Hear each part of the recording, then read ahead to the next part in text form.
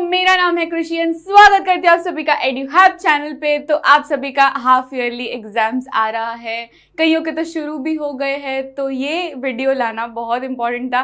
That is 15 important questions, जिसमें हम लोग वैरायटी ऑफ क्वेश्चंस करने वाले हैं। थोड़े केस बेस्ड होने वाले हैं, फिर असर्शन रीजन करने वाले हैं, कॉन्सेप्ट बेस्ड करने वाले हैं, और हर एक क्वेश्चन के साथ साथ हम लोग रिलेटेड कॉन्सेप्ट्स भी करेंगे हमेशा की तरह, जिससे आपका दोनों chapters that is life processes and control and coordination दोनों ही रिवाइज हो जाएगा। So let us begin with this session.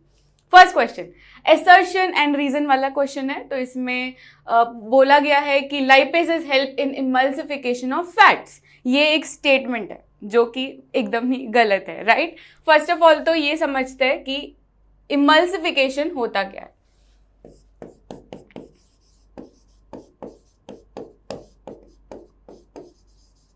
तो ये इमल्सिफिकेशन कौन करता है? First of all bile salts करता है। तो हम जो खाना खाते हैं, चाव से भजिया तो खा लेते हैं, बट उसमें क्या रहता है? Large fat globules. तो हम लोग जो भी फैट खा रहे हैं वो होता है लार्ज फैट ग्लोब्यूल्स। अभी ये इतने लार्ज फैट ग्लोब्यूल्स है तो उसको तोड़ना पड़ेगा ना, डायरेक्टली हम लोग डाइजेस्ट नहीं कर सकते, उसको तोड़ना पड़ेगा। सो ये प्रोसेस जो है that is breaking of large fat globules.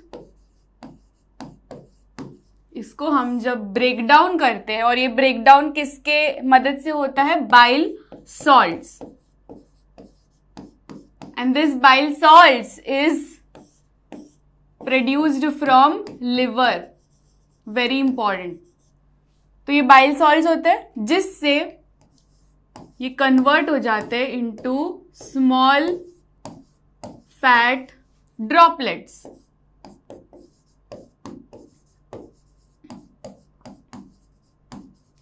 अब ये ड्रॉपलेट्स बन गए हैं, तो now we can use the enzymes, जिससे हम लोग डाइजेस्ट कर लेंगे। तो अभी ये जो छोटे छोटे फैट ड्रॉपलेट्स है, बाद में इसका हम लोग डाइजेशन करेंगे with the help of lipases.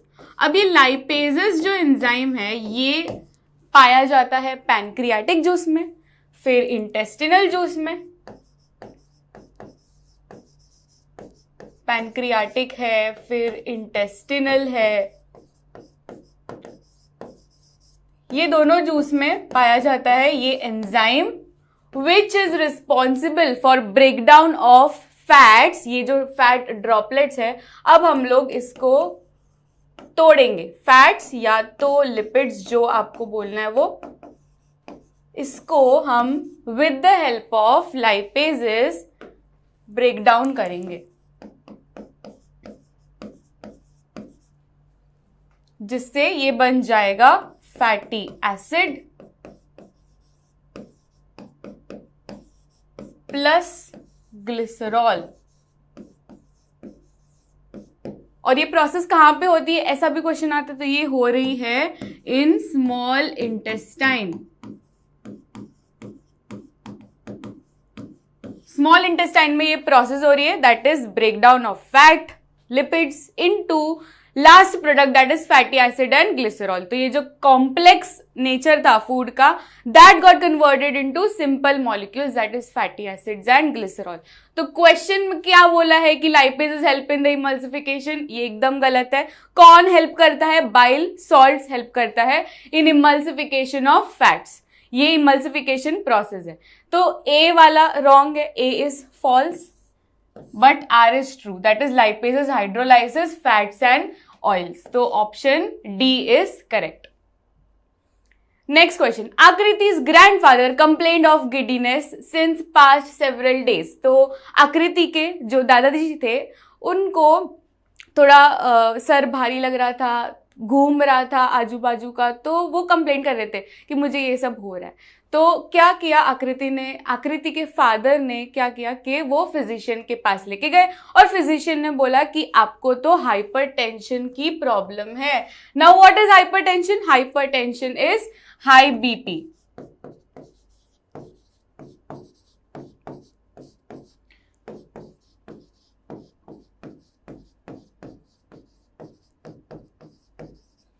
अब ये जो क्वेश्चन है ये एक्चुअली कंट्रोल एंड कोऑर्डिनेशन का है, बट ये लाइफ प्रोसेसेस में भी पूछ सकते हैं, क्योंकि व्हाट इज ब्लड प्रेशर, ये तो लाइफ प्रोसेसेस का ही क्वेश्चन है, तो ये भी डिस्कस कर लेते हैं। What is blood pressure? Blood pressure is the pressure exerted by blood. तो जो ब्लड हो रहा है वो फ्लो हो रहा है in some kind of blood vessel.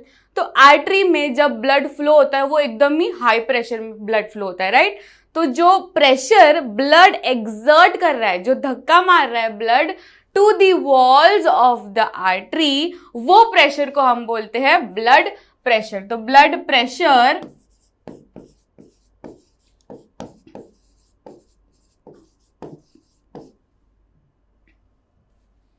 Pressure exerted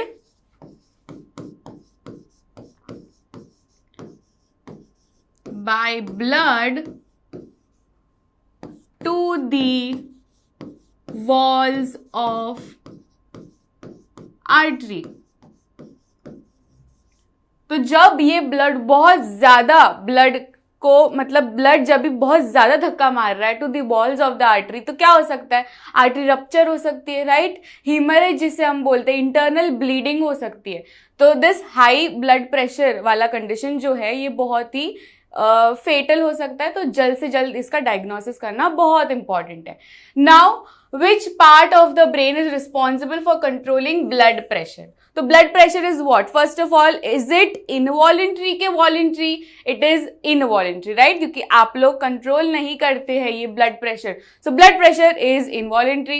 and हमें पता है कि हमारे ब्रेन में तीन पार्ट्स होते हैं ब्रेन के। एक तो होता है फोर ब्रेन,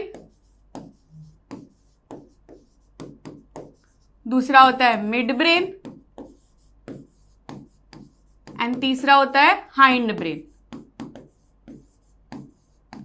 फोर ब्रेन होता है वो वॉलेंट्री करता है कि involuntary? Voluntary. So fore brain voluntary functions control करता है।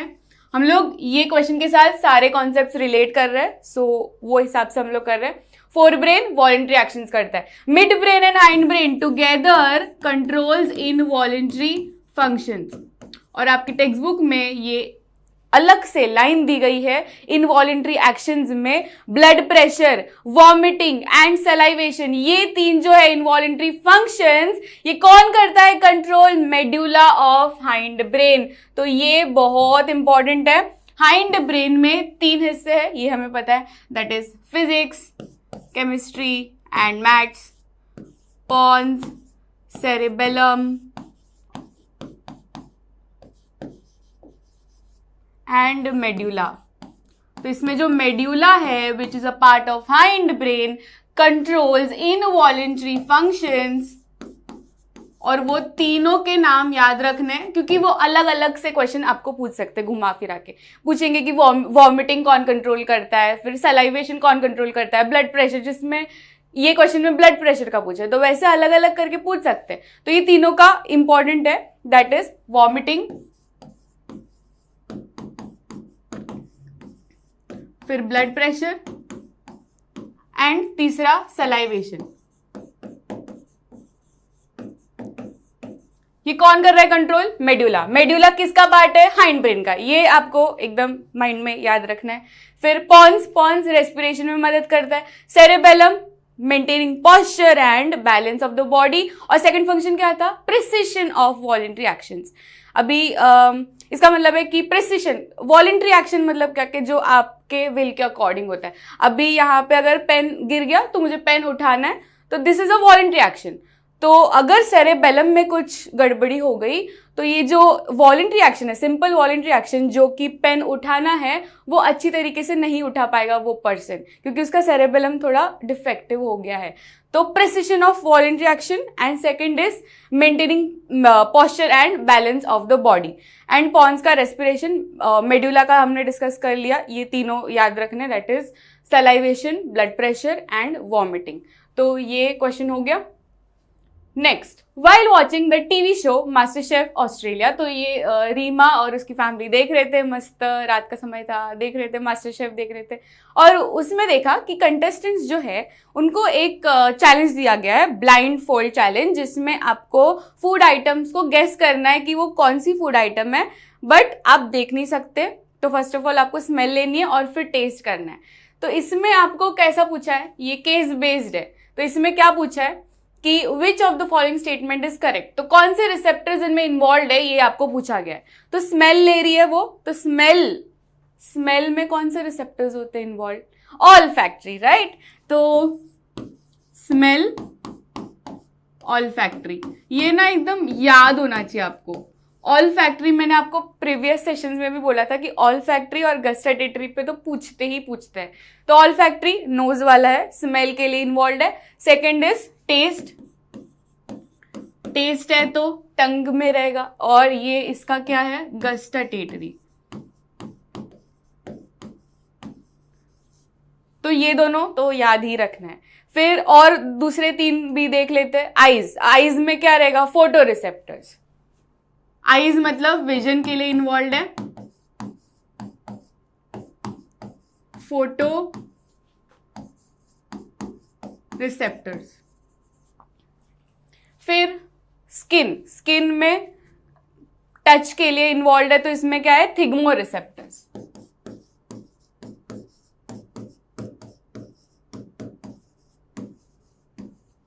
एंड फिर कान बचे, तो कान में सुनने के लिए, तो ऑडिटरी।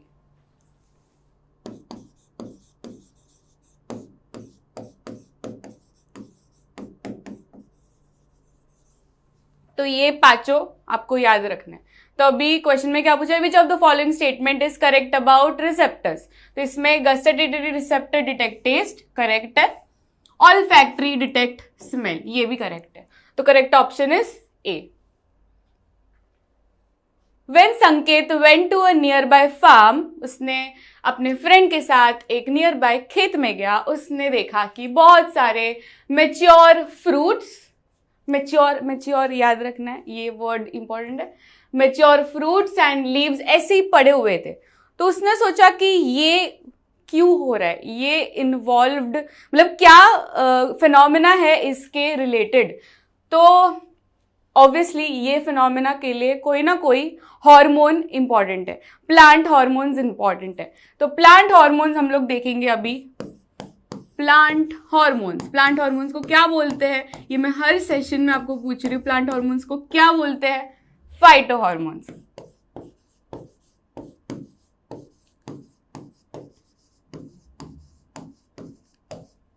तो ये जो प्लांट हार्मोन्स है, ये हमने देखा था दो तरीके के हो सकते हैं, या तो वो प्लांट प्रमोट, मतलब ग्रोथ प्रमोट करेगा, या तो वो ग्रोथ इनहिबिट करेगा, मतलब या तो वो हीरो हो सकता है या तो वो हो सकता है विलन। तो ग्रोथ प्रमोटर हमने देखा था, there are 3 types. Growth promoter में या तो वो हो सकता है inhibitor,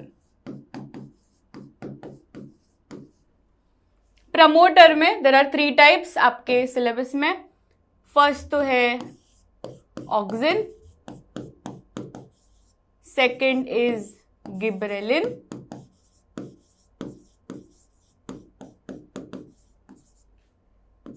third is cytokinin. Spellings याद रखना प्लीज, स्पेलिंग में गड़बड़ी मत करना। गिबरेलिन BB-L, फिर साइटोकिनिन में लास्ट में ई मत लगा देना, ई बहुत लगाते हैं, तो साइटोकिनिन सिर्फ N तक ही है उसका spelling. Next is abscisic acid.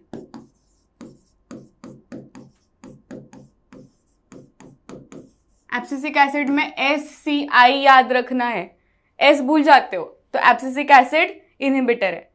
तो इसका फंक्शन, तीनों का, ये चारों का फंक्शन याद होना चाहिए आपको। ऑक्सिन क्या करता है, सेल इलोंगेशन में, ऐसा 1 वर्ड में आपको क्वेश्चन पूछ लेते हो, ऑक्सिन का बताइए तो सेल इलोंगेशन, गिबरेलिन का बताइए तो stem elongation, third is cytokinin का सेल डिविजन। तो ये वर्ड्स इंपॉर्टेंट है, ये अगर ये आया ऑक्सिन का तो आपको डायरेक्टली क्लिक होना चाहिए कि ये सेल इलॉन्गेशन होता है, गिबरेलिन का stem elongation, and third is cytokinin cell division. Abscisic acid क्या करता है, विल्टिंग ऑफ लीव्स, मतलब कि जो मैच्योर करना है उसको, किसी को भी मैच्योर करना है या बुढ़ा करना है, सेनेसेंस करना है, बुढ़ापा, तो तब भी आता है एब्सिसिक एसिड। तो this is the function of this plant hormones.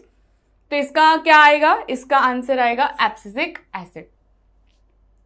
ये PYQ भी है, 2020-19 में पूछा गया है। तो वैसे ही ये वाले हॉर्मोन्स के ऊपर भी बहुत ज्यादा क्वेश्चंस आए हैं। तो हॉर्मोन्स, प्लांट हॉर्मोन्स टॉपिक ही बहुत इंपॉर्टेंट है। अच्छा, ऑक्सिन कैसे करता है, ऑक्सिन ग्रोथ कैसे प्रमोट करता है। फॉर एग्जाम्पल यहाँ पे स्टेम है, तो ये स्टेम को ये साइड से धूप आ रही है, तो ये साइड से धूप आ रही है, तो जहां पे जो भी ऑक्सिन है ना, वो ऑक्सिन एकदम शर्मीला इंसान है, तो यहाँ से धूप आ रही है ना, तो वो चला जाता है, वो छुप जाता है टू द छाव वाला साइड।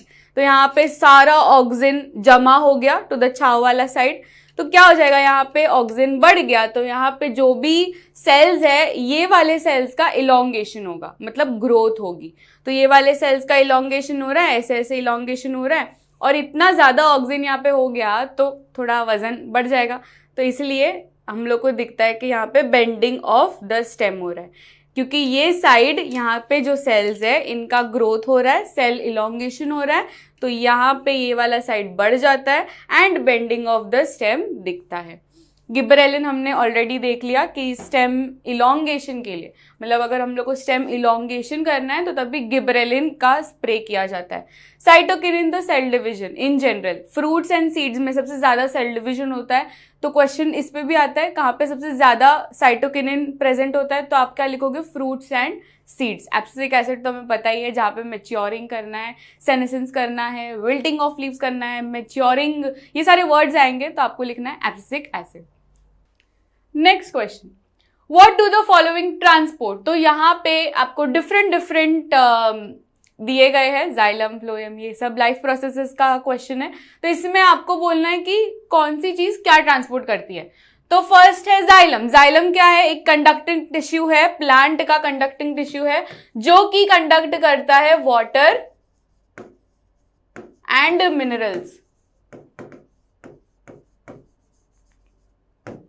वाटर एंड मिनरल्स कहां पे प्रेजेंट होते हैं, सॉइल में प्रेजेंट होते हैं। तो सॉइल में कौन एब्जॉर्ब करेगा, रूट्स ही एब्जॉर्ब करेगा। तो हमेशा यहाँ पे जो मैं रिलेटेड कॉन्सेप्ट आपको बताने जा रही हूँ, दैट इज यूनिडायरेक्शनल, क्योंकि जाइलम का हमेशा जो कंडक्शन रहता है वो यूनिडायरेक्शनल होता है, that is from roots to all the parts of the plant, क्योंकि एक ही डायरेक्शन पॉसिबल है यहाँ पे वाटर एंड मिनरल्स को आपको ट्रांसपोर्ट करना है, जो कि हमेशा सॉइल में प्रेजेंट रहने वाले हैं।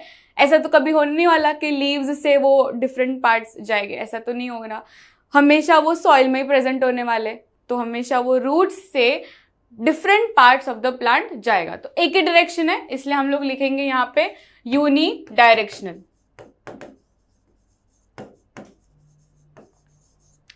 नेक्स्ट बात करते हैं फ्लोएम की। तो फ्लोएम क्या कंडक्ट करता है, फूड कंडक्ट करता है। साउंड से याद रखना है, फ्लोएम कंडक्ट्स फूड। फूड कहां पे बनता है, लीव्स में बनता है, of leaves of the plant. तो लीव्स कैसे होता है, फोटोसिंथेसिस से। तो फोटोसिंथेसिस प्रोसेस से वो अपना खाना खुद बना लेता है, लीव्स अपना खाना बना लेता है। अभी लीव्स में फूड प्रेजेंट है, ये लीव्स से different parts of the plant को हमें देना है, क्योंकि खाना सबको चाहिए। तो इसमें कैसा डायरेक्शन हो जाएगा, बाई डायरेक्शनल, क्योंकि लीव्स तो कहीं पे भी प्रेजेंट हो सकती है पूरे प्लांट में।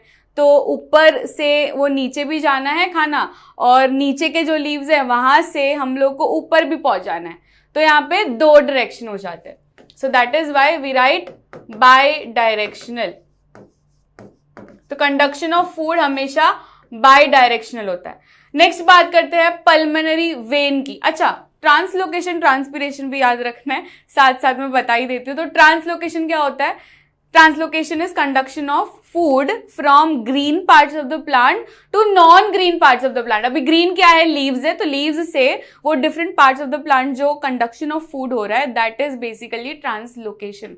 तो जो फ्लोएम की बात करेंगे तभी ट्रांसलोकेशन वर्ड आएगा, एंड जब हम जाइलम की बात करेंगे तभी हम ट्रांसपीरेशन बात करेंगे। Transpiration is what, water pulling process. So transpiration xylem में आएगा और ट्रांसलोकेशन फ्लोएम में आएगा।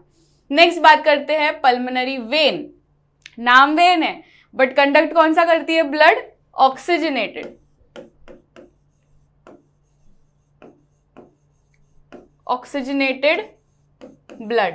तो फिर वेन क्यों बोलते हैं, वेन इसलिए बोलते हैं क्योंकि when by definition is what, blood vessel जो ब्लड कैरी करती है टूवर्ड्स द हार्ट। अगर वो टूवर्ड्स द हार्ट जा रही है तो उसे हम बोलेंगे वेन।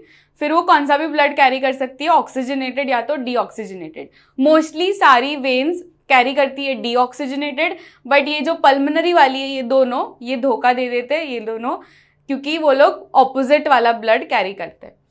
ये ऑक्सीजनेटेड हो गया। अभी वेना कावा, वेना कावा क्या होता है, ये तीनों एक्चुअली ये चारों डबल सर्कुलेशन प्रोसेस से रिलेटेड है। तो first of all double circulation कर ही लेते हैं रिवाइज। तो अच्छा, डबल सर्कुलेशन में क्या होता है, फर्स्ट ऑफ ऑल स्टोरी का स्टार्टिंग होता है वेना कावा से।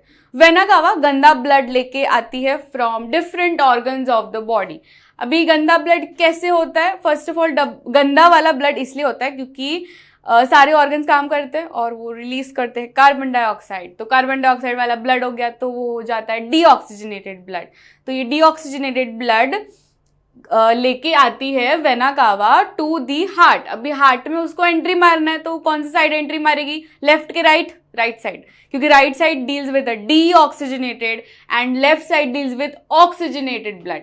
सो इसलिए वेना कावा आई और गंदा ब्लड लेके आई टू दी राइट एट्रियम, क्योंकि हमेशा blood flows from atrium to ventricle. तो इसने राइट एट्रियम में एंट्री मारी। अभी राइट एट्रियम कॉन्ट्रैक्ट करेगा, फिर ब्लड जाएगा टू राइट वेंट्रिकल। अभी राइट वेंट्रिकल में गया, अभी ये गंदा वाला ब्लड है, रख के क्या करेंगे, उसको अच्छा कर देते ना। तो इसलिए वो अच्छा ब्लड करने के लिए वो पल्मोनरी आर्टरी जो है वो लेके जाती है गंदा blood, deoxygenated blood to alveoli. कौन, पल्मोनरी आर्टरी। तो ये पल्मोनरी आर्टरी वाला जो क्वेश्चन है इसमें लिख ही देते हैं, that is deoxygenated blood carry करती है। नाम है आर्टरी बट कैरी करती है डीऑक्सीजनेटेड क्योंकि वो अवे फ्रॉम द हार्ट जाती है। तो आर्टरी बाय डेफिनेशन जो अवे फ्रॉम द हार्ट जाते हैं उसे हम बोलेंगे आर्टरी। तो ओके, स्टोरी में हम लोग कहाँ थे कि पल्मोनरी आर्टरी लेके गई गंदा ब्लड टू एल्वियोलाई, क्योंकि एल्वियोलाई अच्छा इंसान है, वो देगा हम लोग को ऑक्सीजनेटेड ब्लड। तो वो गई पल्मोनरी आर्टरी, एल्वियोलाई के पास गई एंड एल्वियोलाई ने बोला कि ठीक है मैं आपका गंदा ब्लड अच्छा करके दूंगा। तो अच्छा उसने कर दिया। अभी वो अच्छा वाला ब्लड है तो कौन कैरी करके करेगा, पल्मोनरी वेन। तो pulmonary vein carries oxygenated blood. अभी उसने अच्छा ब्लड है, अभी अच्छा ब्लड है तो कौन से साइड जाएगा, हार्ट के लेफ्ट साइड एंट्री मारेगा। तो पल्मोनरी वेन ने ऑक्सीजनेटेड ब्लड लेके एंट्री मारी टू द लेफ्ट एट्रियम। अभी लेफ्ट एट्रियम में है तो फिर से कॉन्ट्रैक्शन प्रोसेस होगी, लेफ्ट वेंट्रिकल में जाएगा, फिर से मोड़ लेगा टू आयोर्टा, क्योंकि अभी अच्छा ब्लड है। तो आयोर्टा क्या करेगी, आयोर्टा इज अ लार्जेस्ट आर्टरी, तो वो लेके जाएगी अच्छा ब्लड और फिर अपने असिस्टेंट को बोलेगी कि अभी आप दूसरे ऑर्गन्स को, सब ऑर्गन्स को दे दो, क्योंकि अभी अच्छा ब्लड बन गया है। तो आयोर्टा क्या करती है, कौन सा ब्लड कैरी करती है, ऑक्सीजनेटेड के deoxygenated, oxygenated.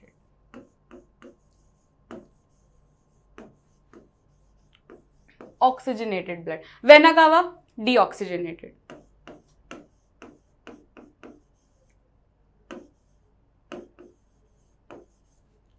So this is it for transportation. Next, assertion and reason. फिर से हम आ गए assertion and reason में। तो इसमें स्टेटमेंट दिया गया है कि valves are present in arteries। कितनी अफवाह है ना ये, आर्टरीज में valves प्रेजेंट है, नहीं, वेन्स में valves प्रेजेंट है। तो हमें पता है कि blood vessels are of 3 types, blood vessels are of 3 types. एक तो होता है आर्टरी, दूसरा होता है वेन एंड तीसरा होता है कैपिलरीज।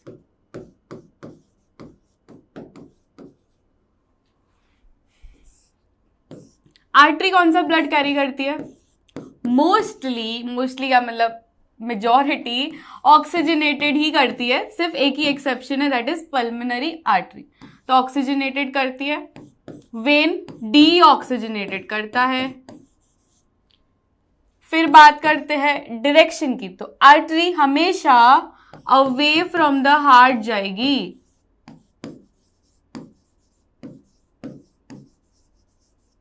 एंड वेन्स हमेशा टूवर्ड्स हार्ट जाएगा।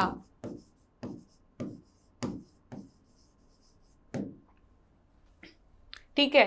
और वाल्व्स की बात करें तो यहां पे वाल्व्स एब्सेंट रहते हैं, बट यहां पे वाल्व्स प्रेजेंट रहते हैं। वाल्व्स चाहिए क्यों हमें? वाल्व्स बैकफ्लो में प्रिवेंट होता है। अभी ये जो आर्टरी होता है ना, यहाँ पे ब्लड एकदम ही हाई प्रेशर में फ्लो हो रहा है, एकदम ही धड़ धड़ धड़ धड़ धड़, एकदम ही हाई प्रेशर। तो इतना हाई प्रेशर है तो आप कुछ भी एक्टिविटी करो, आप उल्टा पुल्टा हो जाओ तो वहां पे ब्लड बैकफ्लो नहीं होगा। अभी मैंने पाइप लिया, नल चालू किया, नल एकदम मतलब पानी एकदम फोर्स में मैंने चालू किया, तो फिर मैं पाइप उल्टा करूं सीधा करूं कुछ भी करूं, पानी फ्लो होने वाला है, पानी रुकने नहीं वाला, बैक फ्लो नहीं होगा। ये समझ रहे हो आप? ये आर्टरी वाला केस हो गया। बट अगर मैं पानी का फ्लो एकदम स्लो कर दूं, फिर मैं अगर पाइप उल्टा फुल्टा करूं तो बैक फ्लो होगा? यस होगा, क्योंकि ये वेन वाला केस है। तो वेन में ना ब्लड एकदम हल्लू हल्लू फ्लो होता है, तो वहां पे अगर आप उल्टा फुल्टा हो गए, आप बॉडी कुछ भी कर दिए उल्टा फुल्टा, तो तब भी ऐसा नहीं होना चाहिए कि बैक फ्लो हो गया। तो वो बैक फ्लो प्रिवेंट करने के लिए वेन्स में प्रेजेंट रहते हैं वाल्व्स, कैपिलरीज में भी रहते हैं क्योंकि यहाँ पे भी एकदम हल्लू हल्लू फ्लो होता है ब्लड, बट आर्टरीज में एकदम ही फ्लो, एकदम ही हाई प्रेशर में फ्लो होता है। तो यहाँ पे वाल्व्स आर एब्सेंट, आर्टरीज में वाल्व्स एब्सेंट रहते हैं, वेन्स में प्रेजेंट रहते हैं। तो क्या है statement? Valves are present in arteries, ये रॉन्ग है। Second, arteries carry oxygenated blood, yes, from heart to different parts of the body, तो यस, आर्टरीज हमेशा अवे फ्रॉम द हार्ट जाएगी क्योंकि उसको देना है अच्छा वाला पवित्र blood to all parts of the body, तो इसलिए वो आर्टरी हमेशा अवे फ्रॉम द हार्ट जाती है। तो ये वाला करेक्ट है, एक्सेप्ट पल्मोनरी आर्टरी, ये भी करेक्ट है। तो assertion is false but reason is true, तो इसका करेक्ट ऑप्शन इज डी। तो जाते हैं नेक्स्ट क्वेश्चन की तरफ। Assertion and reason again. तो hemodialysis can save the life of patients with kidney failure, तो यस करेक्ट है। हीमोडायलिसिस एक आर्टिफिशियल प्रोसेस है जिसमें अगर पेशेंट की किडनी नहीं चल रही है अच्छी तरीके से, तो तभी हीमोडायलिसिस की सहायता से आप अपना ब्लड फिल्टर कर सकते हो। तो इससे रिलेटेड थोड़ा कॉन्सेप्ट्स कर लेते हैं। तो फर्स्ट ऑफ ऑल, तो हमारी जो किडनी होती है उसमें मिलियंस ऑफ फिल्ट्रेशन यूनिट्स रहते हैं।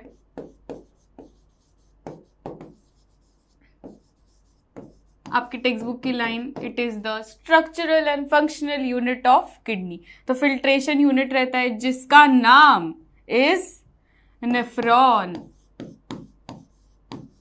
न्यूरॉन कोई लिख के आया एग्जाम में, सच बता रही हूं, न्यूरॉन नहीं है, ठीक है, नेफ्रॉन है, नेफ्रॉन। तो nephron is the structural and functional unit of kidney, जो कि प्रेजेंट रहता है किडनीज में। मिलियंस ऑफ स्ट्रक्चर्स रहते हैं इसके, और इसका बेसिकली फंक्शन क्या है? इसके दो पार्ट्स है, that is glomerular part and tubular part. तो हमने ये भैया ऐसा करके सीखा था, ग्लोमेरुलर भैया एंड ट्यूब्यूलर भैया। तो इसका main function first of all क्या है कि ब्लड को फिल्टर करना है। अभी हमारे ब्लड में कुछ नाइट्रोजनस वेस्ट होता है, तो बहुत सारे रिएक्शंस होते हैं ना हमारे ब्लड में, हमारे बॉडी में बहुत सारे रिएक्शंस होते हैं। तो ये जो भी बाय प्रोडक्ट्स बनते हैं, जो भी प्रोडक्ट्स बनते हैं, ये सारे ब्लड में ही दिए जाते हैं, क्योंकि blood is the only transporting fluid. Lymph भी है but blood is the main transporting fluid. तो इसमें डाल दिए जाते हैं जो भी नाइट्रोजनस वेस्ट होते हैं, जैसे कि urea is a nitrogenous waste जो हमारे में होता है, एंड दिस यूरिया हम लोग ब्लड में नहीं रख सकते, ये नाइट्रोजनस वेस्ट है, बहुत हार्मफुल है, तो ब्लड में नहीं रख सकते, उसको जल्द से जल्द हम लोग को निकालना है। सो ये निकालने का प्रोसेस कौन करेगा? नेफ्रॉन करेगा। Nephron is responsible for it. तो इसका कैसा फंक्शन होता है? फर्स्ट ऑफ ऑल नेफ्रॉन में दो पार्ट्स होते हैं, एक तो है ग्लोमेरुलर और दूसरा है ट्यूब्यूलर। जो ग्लोमेरुलर भैया है वो थोड़े भोले भैया है, तो यहाँ पे जो भी ब्लड जा रहा है with nitrogenous waste with urea, ये वाला ब्लड उसको क्या करना है? उसको सिर्फ यूरिया निकालना है, दूसरा सारा तो हमको चाहिए ब्लड में से।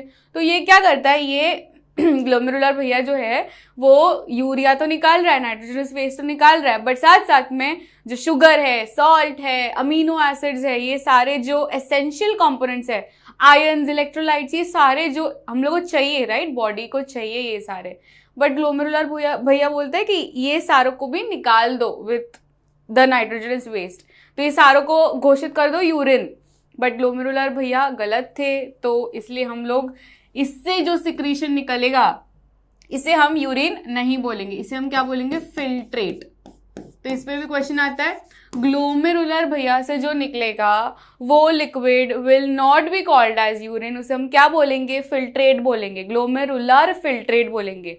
तो इसके बाद नेक्स्ट स्ट्रक्चर के पास जाएगा, दैट इज ट्यूब्यूलर स्ट्रक्चर। तो ट्यूब्यूलर स्ट्रक्चर, ट्यूब्यूलर भैया थोड़े समझदार भैया थे, तो उनको ये समझा कि ये वाला जो है ये तो भाई सबको निकाल रहा है, बट हम लोग को चाहिए ये सारे, सिर्फ और सिर्फ नाइट्रोजनस वेस्ट को हमें निकालना है। तो ट्यूबुलर भैया सिर्फ और सिर्फ नाइट्रोजनस वेस्ट को निकालते हैं, दैट इज यूरिया, और उसमें थोड़ा सा पानी मिक्स करते हैं, क्योंकि हमें निकालना है ना उसको। तो यूरिया सिर्फ सॉलिड को कैसे निकालेंगे? थोड़ा पानी मिक्स करेंगे तो आसानी से निकल जाएगा। तो ये जो बनता है फिर जाके हम लोग बोलेंगे उसको यूरिन। तो ट्यूबुलर स्ट्रक्चर से जो निकलेगा उसे हम बोलेंगे यूरिन। ठीक है, तो this is the main function. अभी यहाँ पे और एक वर्ड यूज किया गया है आपकी टेक्स्ट बुक में, दैट इज सिलेक्टिव रीएब्जॉर्प्शन।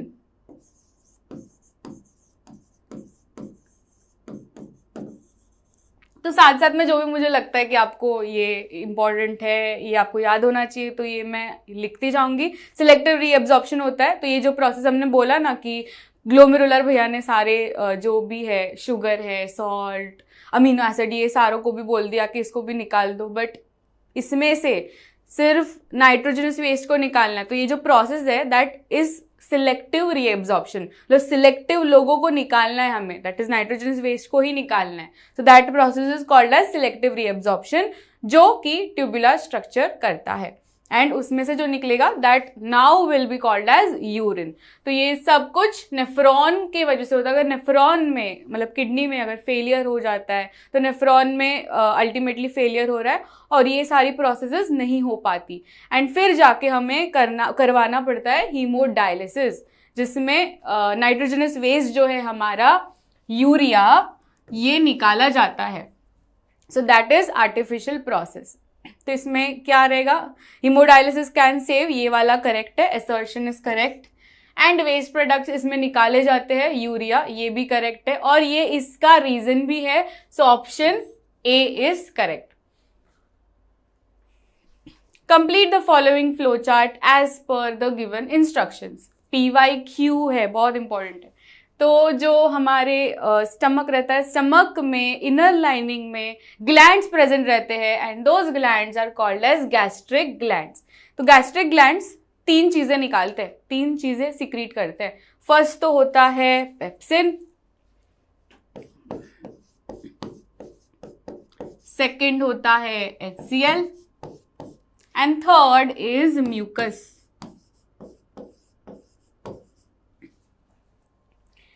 अब तीनों का फंक्शन लिखना है। तो पेप्सिन जो होता है, pepsin is what? First of all pepsin is an enzyme जो कि प्रोटीन्स को डाइजेस्ट करेंगे। तो ये ऐसे याद रखना है, पेप्सिन स्टार्ट्स फ्रॉम P, तो ये क्या करेगा? प्रोटीन्स को डाइजेस्ट करेगा। तो इसका फंक्शन विल बी प्रोटीन्स का ब्रेकडाउन करना, प्रोटीन्स का ब्रेकडाउन करना,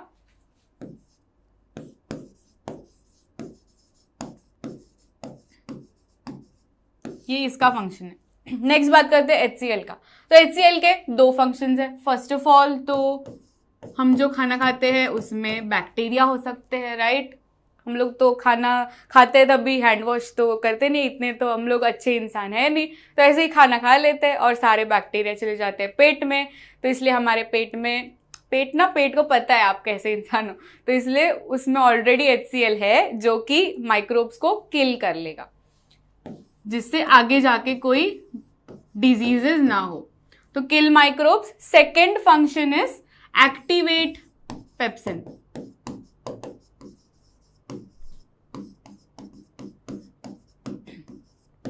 एक्टिवेट पेप्सिन, ये जो पेप्सिन है ये पहले सोया होता है, तो जो भी फूड हम लोग डालते हैं स्टमक में, जब ये एंट्री मारता है तभी वो फूड में जो प्रोटीन्स होता है उसको डाइजेस्ट करना पेप्सिन का रोल है, बट तभी वो सोया होता है। अभी आप लोग भी घर पे संडे होता है तो आराम से सोए होते हो, कितना भी बजे 12 भी बजे तो भी सोए होते हो, बट मम्मी आई, मम्मी की सिर्फ नज़र काफ़ी है, ऐसा सिर्फ देखनी चाहिए और आप लोग ऐसा उठ जाओगे। तो वो खौफ जो होता है वो HCl ने किया है। तो जब भी पेप्सिन सोया होता है उसको लगता है संडे है यार, क्या है, प्रोटीन्स आया तो आया, बाद में कर लेंगे। बट जब भी HCl आता है, HCl सिर्फ आया, उसने एंट्री मारी और पेप्सिन उठ गया, एक्टिवेट हो गया।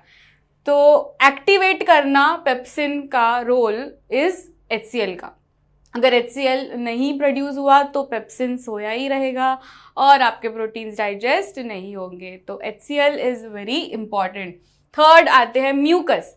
तो म्यूकस, अभी HCl इतना स्ट्रॉन्ग एसिड है, हमें पता ही है, तो ऐसा नहीं होना चाहिए कि जो वॉल्स है स्टमक के उसी में छेद होना शुरू हो जाए, क्योंकि इतना स्ट्रॉन्ग एसिड है तो होल्स हो जाएगा और ये सब फिर लीकेज हो जाएगा सिक्रीशंस का। तो ये सब हमें नहीं चाहिए, ये सब मगजमारी नहीं चाहिए। तो हम लोग क्या करेंगे, हम लोग एक कवरिंग दे देंगे स्टमक को, एक प्रोटेक्टिव लेयर दे देंगे, दैट इज म्यूकस। तो म्यूकस एक प्रोटेक्टिव लाइनिंग बना देता है in the walls of the stomach, जिससे ये जो एसिड है ये हार्म नहीं करता अपने स्टमक को। So this is the function of gastric glands. Next question. In which medium pepsin and trypsin are active? अभी ये पेप्सिन ट्रिप्सिन क्या है ये भी देख लेते हैं। पेप्सिन तो हमने देख लिया कि गैस्ट्रिक ग्लैंड्स, जो स्टमक के ग्लैंड्स हैं, वो प्रोड्यूस करते हैं एक एंजाइम दैट इज पेप्सिन, जो कि प्रोटीन्स का डाइजेशन करता है। अभी ट्रिप्सिन क्या है? ट्रिप्सिन भी एक उसी का भाई है, कजिन भाई है, जो कि प्रोटीन्स का डाइजेशन ही करता है, बट ये स्टमक से नहीं आया हुआ। ये कहाँ से आया हुआ है? ये पैनक्रियाटिक जूस से आया हुआ है।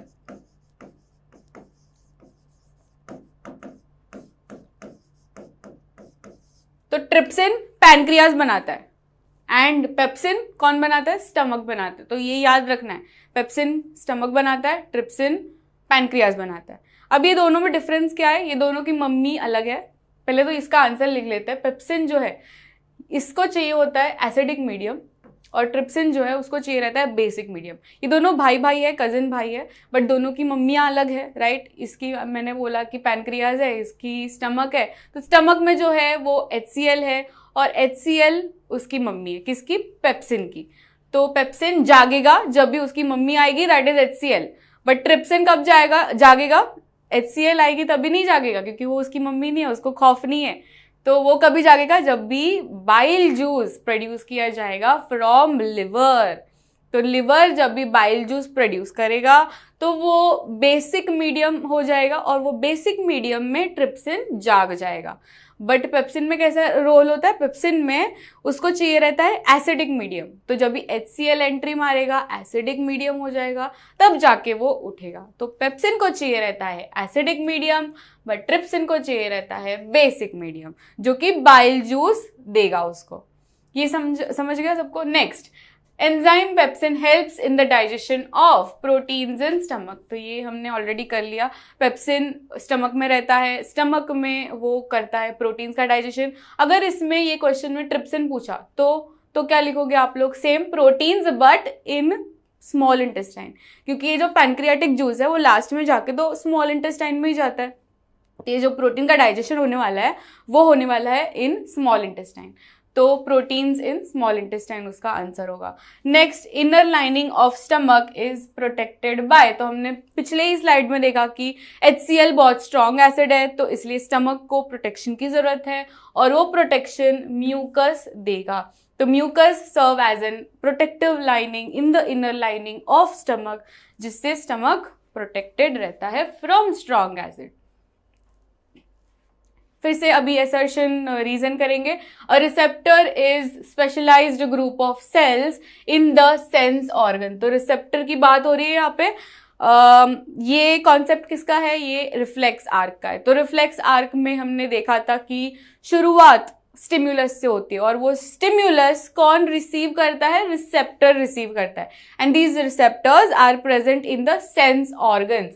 तो receptor is specialised group of cells जो कि सेंस ऑर्गन्स में रहते हैं, जो कि परसीव करते हैं पर्टिकुलर टाइप ऑफ स्टिम्युलस। तो ये पूरा स्टेटमेंट राइट है, करेक्ट है। फिर different sense organs have different receptors, yes ये हमें पता है कि डिफरेंट सेंस ऑर्गन्स है, जैसे कि आईज हो गया, नोज हो गया, तो हर एक सेंस ऑर्गन के पास अलग अलग खुद के रिसेप्टर्स प्रेजेंट है। तो ये राइट है, have different receptors for detecting stimuli, correct है। बट क्या ये रीजन देता है correct explanation to the assertion? नहीं। तो ये दोनों स्टेटमेंट राइट है, both A and R correct, but R is not the correct explanation, तो इसका ऑप्शन होगा बी। अच्छा, इसका एक फिर से रिलेटेड कॉन्सेप्ट हर क्वेश्चन में कर रहे तो इसमें तो करेंगे ही। तो स्टार्ट करते हैं रिफ्लेक्स एक्शन का, कैसे स्टार्ट होता है reflex arc. First of all कुछ भी सडन एक्शन होना चाहिए। तो फॉर एग्जाम्पल आपको कांटा लगा तो क्या होगा? कांटा लगा तो रिफ्लेक्स आर्क शुरू हो जाएगा with the help of receptor. तो सबसे पहला रिसेप्टर में स्टिम्युलस रिसीव किया, राइट? और ये स्टिम्युलस क्या है कि आपको कांटा लगा, तो स्टिम्युलस आया, रिसेप्टर ने रिसीव किया। अब ये रिसेप्टर ने रिसीव करके किसको दिया? ये दिया सेंसरी न्यूरॉन के पास। Sensory neuron are neurons present near the sense organs.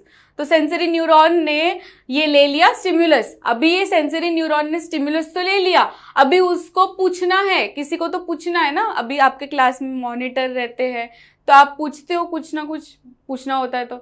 तो वैसे यहाँ पे कौन है मॉनिटर? यहाँ पे स्पाइनल कॉर्ड है।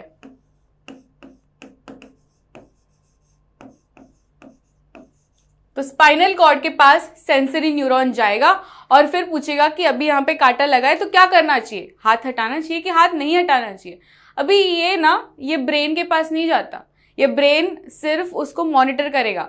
सो there is no thinking involve. तो रिफ्लेक्स आर्क में सबसे इंपॉर्टेंट लाइन आपकी टेक्स्ट बुक की, there is absence of true thought process. ये क्लियर शब्दों में लिखा गया है, absence of true thought process. ऐसा क्यों लिखा गया है? क्योंकि यहाँ पे ब्रेन इन्वॉल्व नहीं है। ब्रेन को सिर्फ इंफॉर्मेशन दी जाएगी कि ऐसा सब हो रहा है, ये सीन हो रहा है, बट आप इन्वॉल्व नहीं होंगे क्योंकि ब्रेन को ना बहुत सारे दूसरे काम है, ये सब ऐसा चिंटू विंटू काम करने के लिए नहीं आएगा। तो इसलिए उसने स्पाइनल कॉर्ड को अपॉइंट किया। तो सेंसरी न्यूरॉन लेके जाएगा स्पाइनल कॉर्ड के पास। अभी स्पाइनल कॉर्ड सोचेगा यस हटाना चाहिए भाई, यहाँ पे कांटा लग रहा है, तो यहाँ पे ये फिर सिग्नल देगा टू मोटर न्यूरॉन।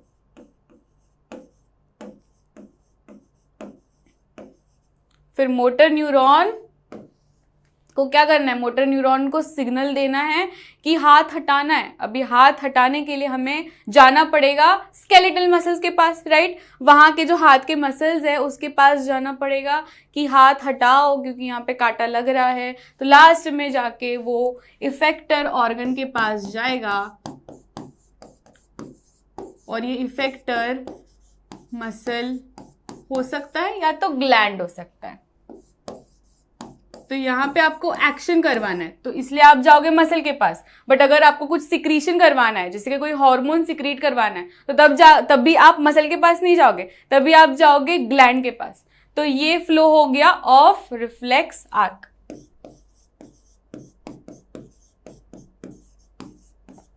तो हमारा रिफ्लेक्स आर्क भी हो गया revise. Next question, assertion and reason again, nerve impulse is a one way conduction। भाई PYQ है, कॉन्सेप्ट आए हैं ये वाले तो बहुत इंपॉर्टेंट है। nerve impulses travel one way conduction, yes correct है। हमेशा ये जो भी nerve impulses हम लोग बात कर रहे हैं वो हमेशा एक ही डायरेक्शन में होगा। अभी अगर ऐसा ऐसा ऐसा फ्लो हो रहा है तो वो अभी यू टर्न नहीं मार सकता। मतलब हाईवे में कैसे होता है, हम लोग जाते तो जाते फिर बीच में से स्टॉप नहीं हो सकते, तो वैसा ही नर्व इम्पल्सेस में होता है, एक ही वन वे ही है, टू वे नहीं है, आप यू टर्न नहीं मार सकते। Next is nerve impulses is transmitted from dendrite to axon. ये गलत बात है, राइट? यहाँ पे हम लोग ने देखा था कि हमेशा जो साइनेप्टिक सिग्नल्स रहते हैं, साइनेप्स कहाँ पे रहता है? फर्स्ट ऑफ ऑल साइनेप्स क्या है? Synapse is gap between two neurons. तो एक न्यूरॉन है यहाँ पे, ये दूसरा न्यूरॉन है, यहाँ पे बीच में ना छोटा सा गैप रहता है, इसे हम बोलते हैं साइनेप्स। तो यहाँ पे कैसा सिग्नल होता है, हमेशा ट्रैवल कैसे होता है? From axonal end to the dendritic end. तो हमेशा कैसा होगा? Axonal end to dendritic end. Axonal end मतलब जो न्यूरॉन का एंडिंग होता है, जिसे हम नर्व एंडिंग भी बोलते हैं, तो वहां से सिग्नल जाएगा from axonal end to the dendritic end of the next neuron. तो हमेशा ये याद रखना है, ये कंफ्यूज करने के लिए ऐसा उल्टा पूछ लेते हैं, डेंड्राइट टू एक्सोनल, गलत है, axonal end to dendritic end. Next question, reflex action is controlled by. तो यहाँ पे पूछा गया है कि कौन कंट्रोल करता है, तो हमने देखा कि ये क्लास का मॉनिटर कौन है? ब्रेन है कि स्पाइनल कॉर्ड है? रिफ्लेक्स आर्क वाला मॉनिटर हमेशा स्पाइनल कॉर्ड ही है, तो इसका आंसर होगा स्पाइनल कॉर्ड। तो रिफ्लेक्स एक्शन यही मैंने लिखा था, राइट, प्रीवियस स्लाइड में, कि स्टिम्युलस आया, रिसेप्टर ने रिसीव किया, फिर सेंसरी न्यूरॉन के पास जाएगा, सेंसरी न्यूरॉन ने जो भी इंपल्सेस ली है वो देगा to the spinal cord, and spinal cord ही है जो कि रिसीव करेगा, मतलब रिफ्लेक्स एक्शन में जो भी आपको डिसीजन मेक करना है कि हाथ हटाना है कि नहीं हटाना है, वो डिसीजन स्पाइनल कॉर्ड मेक करेगा। तो स्पाइनल कॉर्ड के पास गया और फिर स्पाइनल कॉर्ड ने मोटर न्यूरॉन के पास मतलब सिग्नल दी कि हाँ हाँ हटाओ, हाथ हटाओ, तो लास्ट में जाके वो मोटर न्यूरॉन गया एक इफेक्टर के पास, एंड फिर जाके रिस्पॉन्स मिला। यहाँ पे न्यूरोमस्कुलर जंक्शन बहुत इंपॉर्टेंट है। तो न्यूरोमस्कुलर जंक्शन मैंने पिछले सेशंस में भी कुछ बोला था कि ये बहुत इंपॉर्टेंट है। तो यस, यहाँ पे जो मोटर न्यूरॉन है वो मोटर न्यूरॉन लास्ट में जाके कोई मसल में अटैच होगा, राइट, क्योंकि मसल ही है जो मूवमेंट दिलाएगा। सो जो मोटर न्यूरॉन है उसका एक्सोनल एंड जब भी अटैच होता है टू मसल, क्योंकि मसल को देना है ना सिग्नल, सो जो एक्सोनल एंड है और ये मसल है, ये वाला जो जंक्शन है, this junction is called as neuromuscular junction.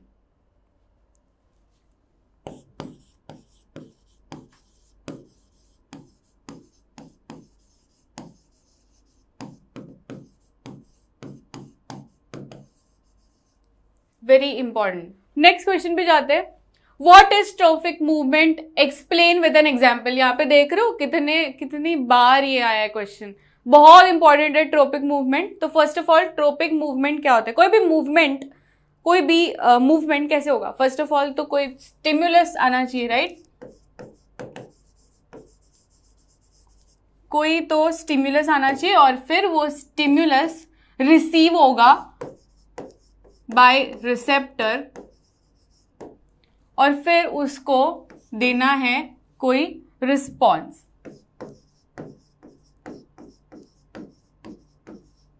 तो ये फ्लो है, ये हमें पता है।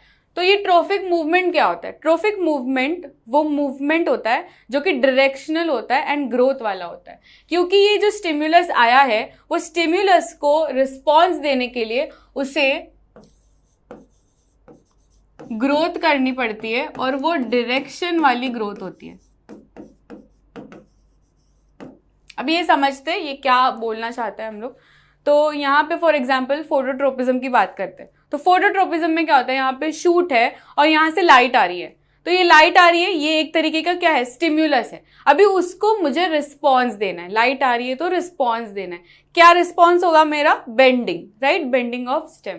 तो ये जो रिस्पॉन्स है वो एक डायरेक्शन में हुई और वो मूवमेंट देने के लिए मैंने अपने में ग्रोथ करवाई, क्योंकि मैं एक स्टेम हूं और यहाँ से लाइट आ रही है तो मुझे उसको रिस्पॉन्स देना है। तो इसके लिए मैं खुद में ग्रोथ करवा रही हूँ with the help of auxin. मैंने अभी बोला था राइट, ऑक्सिन कैसा होता है, ऑक्सिन शर्मीला होता है, तो वो जहाँ पे छाव वाला साइड होता है वो वहाँ पे इकट्ठा हो जाता है और वो वाले सेल्स में इलोंगेशन करवाता है, जिससे बेंडिंग ऑफ स्टेम हमें देखने को मिलता है। So that is a growth वाली मूवमेंट और एक डायरेक्शन में देखने को मिल रही है। जहां से लाइट आ रही है वो डायरेक्शन में मैं ग्रोथ करवा रही हूँ। So that type of movement is trophic movement. Next example लेते हैं वाटर का। तो हाइड्रोट्रोपिज्म में क्या होता है, वाटर के प्रेजेंस में अगर दिखा रहे हो तो फिर से मैं रूट बन जाती हूँ, ठीक है, मैं रूट हूँ और मेरे सामने पानी है, तो मैं क्या करूंगी, मैं अट्रैक्ट हूँ वाटर से, तो क्या करूंगी, मुझे अपना ग्रोथ करवाना पड़ेगा, रूट्स का ग्रोथ करवाना पड़ेगा, तब जाके मैं वहां पे जो पानी रखा है वहां तक पहुंच सकूंगी। सो दैट इज ग्रोथ वाली मूवमेंट एंड वो डायरेक्शन वाली मूवमेंट है, क्योंकि वो जगह में पानी रखा है तो मुझे वो जगह में ग्रोथ करवानी है। ऐसा नहीं कि मैं ये डायरेक्शन में ग्रोथ करवाऊंगी तो फिर मतलब ही नहीं है ना, पानी वहां पे रखा है, मैं ग्रोथ वहां पे करवा रही हूँ, तो वैसा नहीं होगा। जहां से स्टिमुलस आ रहा है वो डायरेक्शन में अगर मैं ग्रोथ करवा रही हूं खुद का, and that type of movement is called as tropic movement. तो इसके एग्जाम्पल्स याद रखने। आई होप आपको अभी समझ गया क्या है एग्जैक्टली ये ट्रोपिक मूवमेंट। तो इसका एग्जाम्पल्स आपके टेक्स्ट बुक में क्या है, फर्स्ट ऑफ ऑल तो फोटोट्रोपिज्म। फोटोट्रोपिज्म क्या होता है, with respect to light. Next is hydrotropism.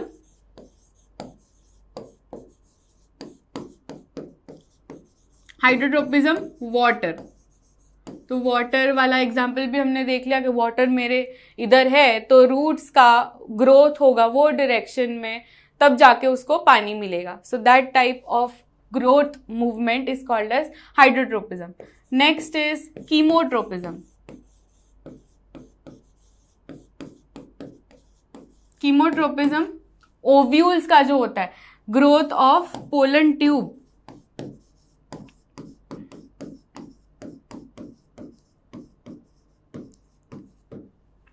तो इसमें कैसे होता है, जो फ्लावर है उसके बीच का, जो हिबिस्कस फ्लावर है उसके बीच का जो पार्ट होता है दैट इज पिस्टल, तो उसमें ऊपर जो स्टिकी टर्मिनल होता है, स्टिग्मा में स्टिकी टर्मिनल होता है, तो उसमें पोलन ग्रेन्स चिपक जाते हैं। तो वो पोलन ग्रेन्स जो ऊपर है उसको नीचे जाना है, वो जो पिस्टल है, पिस्टल वाला पार्ट है उसके नीचे जो है वहां पे ओव्यूल्स प्रेजेंट रहते हैं। ओव्यूल्स के पास जाना है पोलन ग्रेन्स को जो कि ऊपर प्रेजेंट है। तो कैसे जाएगा, यहाँ पे भी सेम ही प्रोसेस जैसे मैंने आपको पानी वाला एग्जांपल दिया। तो यहाँ पे रूट्स है, वहां पे पानी है, तो मैं ग्रोथ करवा के जाऊंगी वो पानी के पास। तो वैसे ही पोलन ग्रेन्स ऊपर है, नीचे ओव्यूल्स है, तो उसको जाना है, उसको ट्रैवल करना है टू द ओव्यूल्स। तो वो कैसे करेगा, खुद का पोलन ट्यूब बनाएगा। So growth of pollen tube to the ovules, to reach ovules, that movement is called as chemotropism. Fourth is geotropism. तो जियोट्रोपिज्म ग्रेविटी के अकॉर्डिंग अगर करवा रहे हो तो रूट्स हमेशा टूवर्ड्स ग्रेविटी जाएगा, राइट, नीचे जाएगा, तो इसलिए वो पॉजिटिव जियोट्रोपिज्म दिखाता है। अच्छा, यहाँ पे ना ट्रोपिज्म दो तरीके के हो सकते हैं, या तो वो हो सकता है पॉजिटिव ट्रोपिज्म या तो वो हो सकता है negative tropism. So depending upon कौन सा ट्रोपिज्म की बात कर रहे हो। फॉर एग्जाम्पल फोटोट्रोपिज्म की बात करते हैं तो यहाँ पे लाइट के अकॉर्डिंग हो रहा है, तो लाइट के टूवर्ड्स अगर मैं जा रही हूं तो ये वाला जो मूवमेंट है दैट इज पॉजिटिव फोटोट्रोपिज्म। तो ये कौन दिखाएगा, शूट्स दिखाएंगे, राइट, क्योंकि स्टेम हमेशा बेंडिंग करेंगे towards the light. So that movement is called as positive phototropism. But अगर मैं बात करूं रूट्स की, तो रूट्स लाइट अगर आप कितना भी लाइट दोगे तो वो टूवर्ड्स नहीं जाएंगे, वो अवे जाएंगे। So that type is negative phototropism. फिर अगर हम बात करें हाइड्रोट्रोपिज्म की, तो उसमें अगर आप शूट को रखोगे और यहाँ पे पानी रखोगे तो वो क्या अट्रैक्ट होगा? उसको नहीं चाहिए, उसको पानी चाहिए ही नहीं, तो वो क्यों अट्रैक्ट होगा? तो यहाँ पे वो दिखा रहा है नेगेटिव हाइड्रोट्रोपिज्म। कौन? शूट्स। बट अगर यहाँ पे मैं रूट्स रखूँ और पानी रखूँ तो यहाँ पे उसको पानी चाहिए, तो ये क्या दिखाएगा? Positive hydrotropism. तो पॉजिटिव नेगेटिव याद रखना है। यहाँ पे मैं लिख देती हूँ पॉजिटिव एंड नेगेटिव। तो इस पे भी बहुत क्वेश्चन आते हैं, ये पॉजिटिव फोटोट्रोपिज्म दिखाएगा कि ये नेगेटिव दिखाएगा, तो ये सब आपको याद रखना है। इजी था, ठीक है। नेक्स्ट क्वेश्चन पे जाते हैं। Afferent neurons carry nerve impulses from. अच्छा, ये एफरेंट और इफरेंट ये दोनों वर्ड्स पे बहुत कंफ्यूजन होता है, तो ये आज ही क्लियर कर लेते हैं पूरा। एफरेंट इफरेंट, ये बताओ ए आता है पहले कि ई आता है पहले? ए आता है, राइट। तो हमेशा जो सिग्नल होगा, सिग्नल कैसे होता है? स्टिमुलस लेता है, रिसीव होता है और सेंसरी न्यूरॉन लेके जाता है स्पाइनल कॉर्ड के पास। तो ये वाला जो प्रोसेस है, फर्स्ट जो प्रोसेस हो रहा है, that is receiving of signal from the sensory organs, मतलब सेंसरी ऑर्गन्स जो रिसीव कर रहे हैं to the CNS. This flow will be with the help of afferent. Afferent पहले आता है, तो ये ऐसे याद रखना है। एफरेंट मतलब sensory organs to the CNS. तो ये वाला जो फ्लो होगा, अभी कांटा लगा, ठीक है, कांटा अगर लगा मुझे तो सेंसरी ऑर्गन से वो जाएगा सीएनएस के पास। तो ये वाला जो फ्लो है वो कैरी होंगे with the help of afferent neurons. But अगर हम बात करें इफरेंट न्यूरॉन्स, तो ई बाद में आता है, तो इसलिए सीएनएस से मतलब स्पाइनल कॉर्ड से फिर वो मोटर न्यूरॉन के पास जाता है, तो that is called as efferent neurons. तो मोटर न्यूरॉन्स का दूसरा नाम आप बोल सकते हो इफरेंट न्यूरॉन्स है, और सेंसरी न्यूरॉन का दूसरा नाम इज एफरेंट न्यूरॉन्स। तो एफरेंट पहले आता है, इसलिए ऐसे ही याद रखना है प्लीज।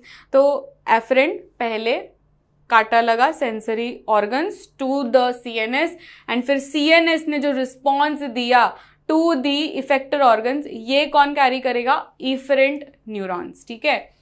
तो इसमें लिख लेते हैं, इट इज फ्रॉम, ये इसका आंसर ये आएगा, राइट, रिसेप्टर्स टू सीएनएस। और इफरेंट उल्टा होगा, तो सीएनएस ने जो जवाब दिया वो जवाब किसको देना है? अभी मसल्स को देना है, तो CNS to muscles, that will be efferent neurons. तो ये हो गया। Next question, assertion reason again, the opening and closing of pore is a function of the guard cells। तो ये हमें पता है, जो लीव्स होती है, जो पत्तियां होती है, उसमें टाइनी टाइनी पोर्स होते हैं, और वो टाइनी पोर्स का नाम क्या है? स्टोमेटा। तो ये जो स्टोमेटा होता है उसके आजू बाजू दो गार्ड सेल्स होते हैं, जैसे कि गेट होता है उसमें दो सिपाही होते हैं, तो वैसे ही जो स्टोमेटा पोर है, जो स्टोमेटा का गेट है, उसके उधर दो सिपाही है, दैट इज गार्ड सेल्स। तो गार्ड सेल्स जैसे ही है, तो जैसे हम किशमिश को पानी में रखेंगे तो वो फूल जाते हैं, तो वैसे ही ये गार्ड सेल्स को भी जब भी हम पानी में रखेंगे तो वो क्या हो जाएंगे? स्वेल हो जाएंगे। तो स्वेल हो जाएंगे तभी स्टोमेटल पोर विल ओपन।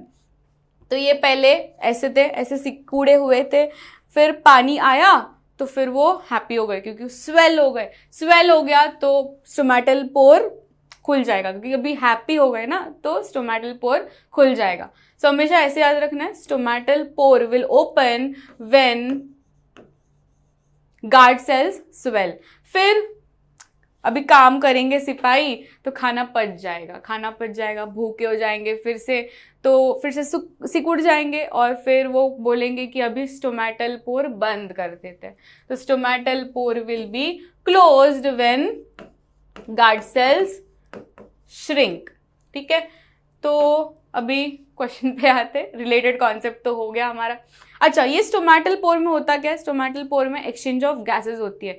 तो हमें पता है कि ये स्टोमेटा जो है वो मेन फंक्शन परफॉर्म करता है इन फोटोसिंथेसिस।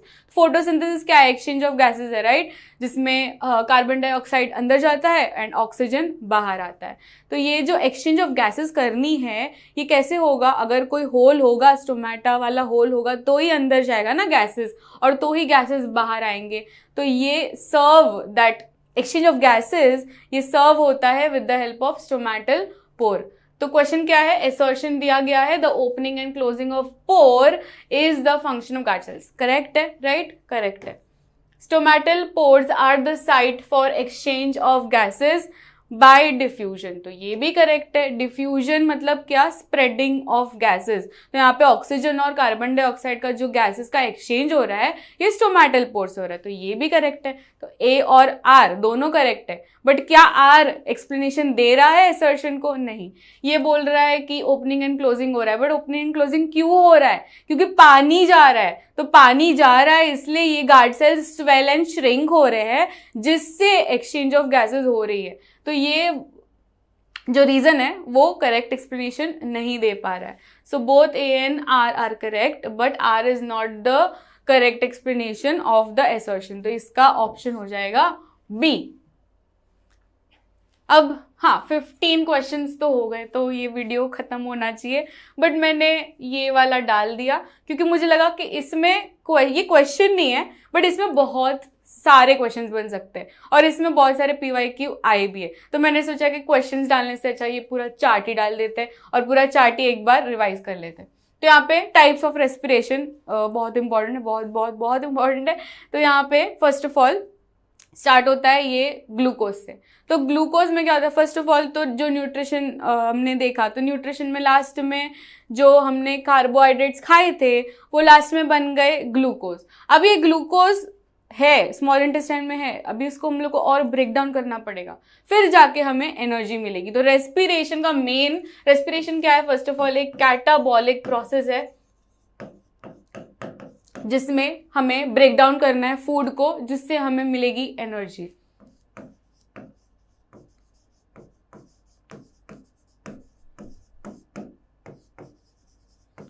ब्रेक डाउन क्यों कर रहे हैं? क्योंकि हमें चाहिए एनर्जी, पैसा चाहिए हमें। पैसा होगा तो ही हम बात करेंगे, पैसा नहीं है तो बात नहीं करेंगे। तो यहाँ पे एनर्जी डिराइविंग प्रोसेस है, इसलिए हम कर रहे हैं ये सब मगजमारी, दैट इज रेस्पिरेशन। तो यहाँ पे फर्स्ट ऑफ ऑल ग्लूकोज है जो कि 6 कार्बन मॉलिक्यूल है, उसको हमें फर्स्ट ऑफ ऑल तोड़ना है। तो ये वाली तोड़ने की प्रोसेस कहाँ पे होती है? साइटोप्लाज्म में होती है। तो इस पे क्वेश्चन आता है कि ग्लूकोज का ब्रेकडाउन, ग्लूकोज का ब्रेकडाउन को हम ग्लाइकोलिसिस भी बोलते हैं बाय द वे। तो ये जो ग्लाइकोलिसिस है ये कहाँ पे होता है? साइटोप्लाज्म में ही होता है। फिर ये कौन सा भी केस ले लो, that doesn't matter. Breakdown of glucose कहाँ पे होता है? साइटोप्लाज्म में, जो सेल है उसका साइटोप्लाज्म है, उसमें होता है ग्लूकोज का ब्रेकडाउन।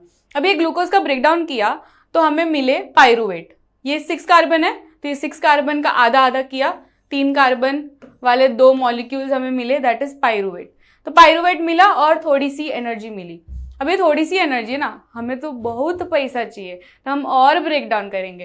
तो ये और ब्रेक डाउन करेंगे, बट ये ब्रेक डाउन हम with the help of oxygen भी कर सकते हैं या तो ऑक्सीजन के बिना भी कर सकते हैं। अगर हम ऑक्सीजन करेंगे तो हमें मिलेगा ज्यादा पैसा, तो हमें ज्यादा पैसा चाहिए तो हम प्रेजेंस ऑफ ऑक्सीजन करेंगे। और प्रेजेंस ऑफ ऑक्सीजन वाला प्रोसेस कहाँ पे होता है? माइटोकॉन्ड्रिया में। तो हमारे में जो रेस्पिरेशन हो रहा है ये माइटोकॉन्ड्रिया में हो रहा है, क्योंकि हमें ज्यादा एनर्जी की जरूरत है, एंड इसलिए we do presence of oxygen वाला रेस्पिरेशन। और ये रेस्पिरेशन का नाम क्या है? Aerobic respiration. तो aerobic respiration takes place in mitochondria. तो ऐसा क्वेश्चन आएगा, पायरुवेट का ब्रेकडाउन कहाँ पे होता है? अगर आप ऑक्सीजन यूज कर रहे हो तो कहाँ पे होता है? माइटोकॉन्ड्रिया में होता है, तभी आप साइटोप्लाज्म नहीं लिखोगे। तो ये बेसिकली मैंने इसलिए चार्ट डाला है क्योंकि इस पे बच्चों को कंफ्यूजन होता है। सो माइटोकॉन्ड्रिया में होता है प्रेजेंस ऑफ ऑक्सीजन वाला ब्रेकडाउन। तो यहाँ पे आपको कार्बन डाइऑक्साइड रिलीज होगा, वाटर एंड एनर्जी। तो हम रिलीज करते हैं कार्बन डाइऑक्साइड, फिर थोड़ा सा पसीना निकलता है और थोड़ी सी एनर्जी, थोड़ी सी क्या, बहुत सारी एनर्जी निकलती है। फिर नेक्स्ट ऑप्शन है आपके पास कि आप थोड़ा सा ऑक्सीजन, मतलब थोड़ा सा इन्वेस्टमेंट करो तो आपको थोड़ा सा ही एनर्जी मिलेगा। तो यहाँ पे लैक ऑफ ऑक्सीजन है, मतलब थोड़ा सा ऑक्सीजन यूज करके। और ये कहाँ पे होता है? इसका लोकेशन भी बहुत इंपॉर्टेंट है कि ये मसल सेल्स में होता है। तो हम जब एनर्जी करते हैं, हम भागते हैं, तो तभी हमारे जो मसल्स होते हैं उसमें अलग वाला रेस्पिरेशन चल रहा है, that is lack of oxygen. और इसमें प्रोडक्ट्स बहुत इंपॉर्टेंट है, दैट इज लैक्टिक एसिड बनता है। तो लैक्टिक एसिड का अक्यूमुलेशन होना शुरू हो जाता है इन अवर मसल्स, जिससे मसल्स में क्रैम्प्स आते हैं। तो ये भी एक PYQ है कि एक क्रिकेटर वाला शायद PYQ आया था कि क्रिकेटर बहुत कर रहा है और फिर उसको मसल में क्रैम्प्स आ रहे हैं, तो वो क्यों आ रहे हैं? क्यों आ रहे हैं? क्योंकि यहाँ पे लैक्टिक एसिड का एक्यूमुलेशन हो रहा है एंड इसमें मिलती है हमें थोड़ी सी एनर्जी। तो मैं PYQ है तो इसको स्टार कर रही हूँ, लैक्टिक एसिड का एक्यूमुलेशन हो रहा है। फिर थर्ड ऑप्शन आपके पास है कि आप ऑक्सीजन करो ही ना, मतलब इन्वेस्टमेंट करो ही ना, और आप इन रिटर्न सोच रहे हो कि मुझे मिलेगा अच्छा खासा पैसा। तो ये होता है एनएरोबिक रेस्पिरेशन। तो एनएरोबिक रेस्पिरेशन में आप ऑक्सीजन यूज ही नहीं करते हो, absence of oxygen, complete absence of oxygen. और ये कौन करता है? यीस्ट भैया करते हैं। तो यीस्ट भैया कोई इन्वेस्टमेंट, एक पैसा भी देते नहीं है इन्वेस्टमेंट, और इन रिटर्न वो लोग करते हैं कि मुझे एनर्जी चाहिए। तो इसमें इथेनॉल प्रोड्यूस किया जाता है, कार्बन डाइऑक्साइड प्रोड्यूस किया जाता है एंड एनर्जी मिलेगी, थोड़ी सी एनर्जी मिलेगी सिर्फ। एंड इसमें प्रोसेस बहुत इंपॉर्टेंट है, फर्मेंटेशन प्रोसेस होती है। तो इस पे भी क्वेश्चन आता है कि ये जो रेस्पिरेशन हो रहा है, एनारोबिक रेस्पिरेशन, ये किस में हो रहा है? ये यीस्ट में हो रहा है फर्स्ट ऑफ ऑल, एंड ये फर्मेंटेशन भी हम इसे बोलते हैं। तो जो हम इडली डोसे का बैटर होता है उसमें कौन सा प्रोसेस हो रहा है? फर्मेंटेशन हो रहा है, एनारोबिक रेस्पिरेशन हो रहा है, एंड उसमें यीस्ट है जो ये सब कर रहा है। सो आई थिंक ये सब कवर हो गया, ये सब कवर हो गया। So this is the end of 15 important questions जो कि आप बहुत संभावना है कि आपके एग्जाम में आएंगे, and I hope I did justice. मैंने सारे क्वेश्चंस को निचोड़ के सारे कॉन्सेप्ट्स भी आपको बता दिए। सो आप कमेंट कर सकते हो आपको और क्या नीड है, तो मैं खुशी बनाऊंगी क्योंकि मुझे आपको हेल्प ही करनी है। That's my main motive. तो मिलते हैं नेक्स्ट वीडियो में। Till then take care, bye everyone.